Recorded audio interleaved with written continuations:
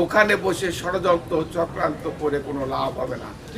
বাংলাদেশের মানুষ আবারও ঐক্যবদ্ধ হবে। আপনার স্থান বাংলাদেশের মাটিতে আর কোনোদিন হবে।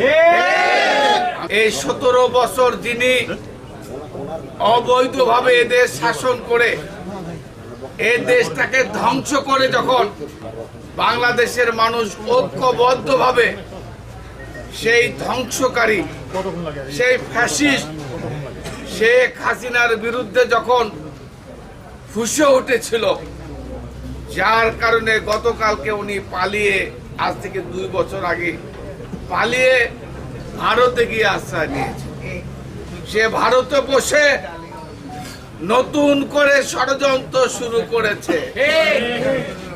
ষড়যন্ত্র চক্রান্ত করে বাংলাদেশের মানুষ আবারও ঐক্যবদ্ধ।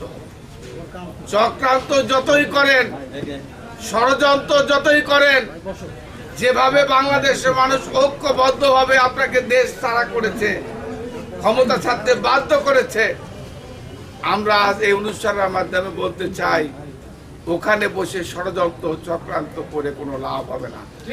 বাংলাদেশের মানুষ আবারও ঐক্যবদ্ধ হবে। আপনার স্থান বাংলাদেশের মাটিতে আর কোনোদিন হবে। আমি শুধু ভারতের কাছে অনুরোধ রাখতে চাই, ভারত বাংলাদেশের ভালো বন্ধু। ভারত একটা গণতান্ত্রিক রাষ্ট্র।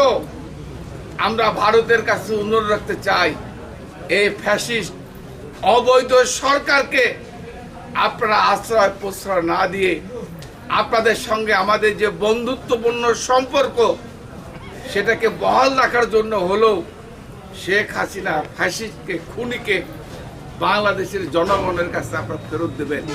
এটাই হচ্ছে আপনাদের কাছে আমাদের আহ্বান।